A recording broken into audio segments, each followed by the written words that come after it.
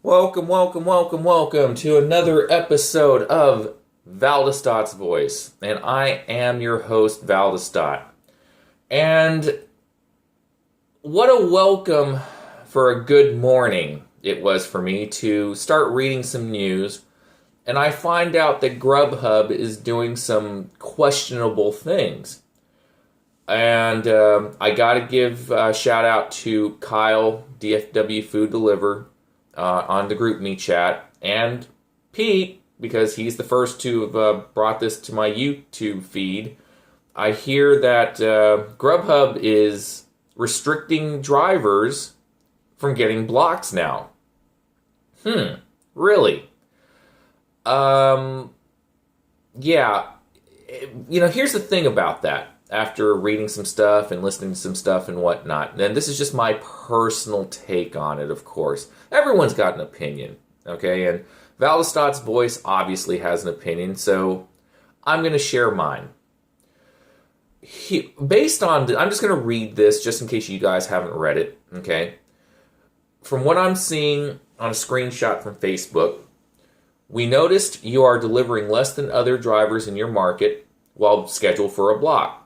There is a high demand for blocks by other drivers in your market, so we're temporarily restricting your access to scheduling new blocks until a date, right? Usually 30 days. Don't worry, you can continue partnering with GrubHub and are able to complete deliveries by toggling to taking offers on the GrubHub for Drivers app without scheduling a block. All right, several things on that. One, GrubHub is CYAing themselves, covering your you already know, right? Because they're literally saying at the end, you're not literally being deactivated or banned. You're just not able to schedule a block for 30 days. Okay? Now, that's part one. Now, where a lot of people might be ticked off on, and I'm one of them, but I can see both sides of the story here. Okay? Here, look at it like this. If you take a block, whether you're Premier, Pro, or Partner, and I'm a Partner driver, I only have about a 49% acceptance rating, okay, which is still more than a lot of other partners. I've seen and heard other partners having less than a 10% acceptance rating. I mean, that is extreme cherry picking there. But the thing about it is we should have the right to do it. And we do. We're independent contractors. I've been saying it all along. We should not really be restricted to anything as an independent contractor short of breaking the law of either killing someone or doing illicit things, okay? I mean, literally, if you break the law, yeah, you should be removed, okay? But other than that, we have free game, free reign. And, we have the right to do anything we want. Work when we want, accept orders that we want. And as long as we complete it within a decent amount of time, we should be okay, right? So the thing about blocks or, having schedules on DoorDash or any of that stuff, right? You got to remember that when you're on a block, at least with GrubHub, you get two things. One, if you accept above 90%, I believe, I don't get contributions in my market anymore. And if I do, I don't get it because, again, I'm a cherry picker. So let's say for contribution's sake, right? This won't matter as much because if you're a cherry picker, you're not going to get a contribution regardless. So this is literally aimed at people that are cherry pickers, in my opinion. Because if you're a Partner or Pro, you're going to have to be above 85%, right? Or 95%. So this doesn't really affect you guys because you are taking the offers that come in at a high level. What this is penalizing are the cherry pickers, and here's why. anyone below an 85% is literally going to be a partner driver. Okay? So we are literally cherry pickers. But there's a lot of areas that have blocks available that partner drivers can basically get, mine included. What they're failing to realize is that by Saturday, if there are blocks available, that means that the markets are not that busy. It's not like certain markets where there's a lot of high volume orders going through, high velocity. That means a lot of orders all over the place every day. And there's a lot of drivers that are fighting for orders. Okay? And blocks are, quote unquote, supposedly supposed to give you preferential treatment, like better quality orders or first crack at any order coming through in your region, that sort of thing. So when you're on a block, you get a little more preferential treatment.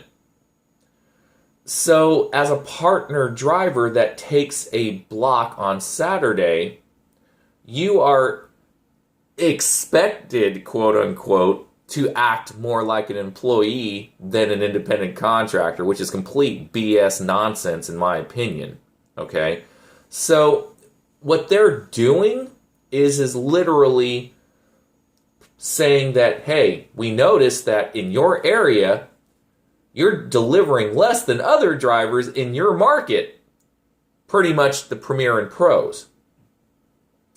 And any other partner driver that acts more like an employee will be able to get blocks before the cherry picker independent contractors that want those same blocks as a partner. I mean, think about it. There's only so many Premier and Pro blocks that can go around for a market, and they're more of an employee mindset, okay? But anyone else under 85%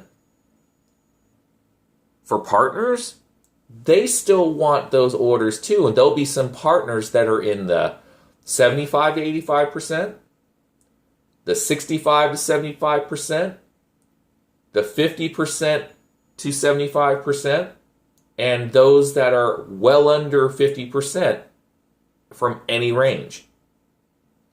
So they want those types of people, the ones that are under, let's say, arbitrary number, I don't know, I'm just making this number up, under 30%, they're not going to give you the ability to schedule a block. My opinion on that is that they should get in trouble for this. As an independent contractor, you have the right to reject 99% of orders if you want to. But, again, they CYA'd themselves by not removing you from the platform. They just don't want you taking blocks. So that's where the gray area is. So you do realize the reason for this, though, right? If an order keeps constantly getting rejected, that order is either going to be delivered very late or not at all. Restaurants will be upset, customers will definitely be upset, and GrubHub loses money. So they are doing this because they want orders to be delivered in a timely fashion, not late or not at all. So if you think about it from a business standpoint, they have to do what they have to do, but from a driver independent contractor standpoint, if they would just pay us more or force customers with a automatic tip of 15%, we wouldn't be having this conversation. If GrubHub would reduce the size of the region or split up the regions, we wouldn't be having this conversation. But of course, Matt Maloney and the GrubHub executives think they know better and are strong-arming and forcing drivers to bend to their rules and will that there is going to be blowback on this because GrubHub's not number one anymore. And they're not going to be number one unless they work and partner up with drivers in a way that it's beneficial to both of us. Not just one-sided. This isn't a marriage or an abusive marriage where one partner is completely domineering the other, because guess what happens? It ends in a divorce. So there's my take on it, folks. I really feel that GrubHub overreached on this. If they would just do two things, as I said earlier, reduce size of the region and pay drivers more than $2 and $3 base pay, this would not be a conversation. So, there you have it. There's my take. Kyle, I hope you agree or disagree on this. I think I'm kind of in the center. I understand why they're doing it, but I don't agree with it. So hopefully after listening to this, folks, you'll understand where I'm coming from. You can, leave a comment below. I don't ask for thumbs up or thumbs downs. You do what you guys want. So everyone have a great day, a profitable day, a safe day, and my next topic will probably be later on today, as I mentioned before. It's about a marijuana user that was rude on a delivery, and driver care had to be involved, and I'll tell you the aftermath. It's actually really good, important information for you guys to use in the future. In situations where you feel less than safe. So, I'll end it here. Have a great day all, and I'll talk to you guys next time. Bye-bye.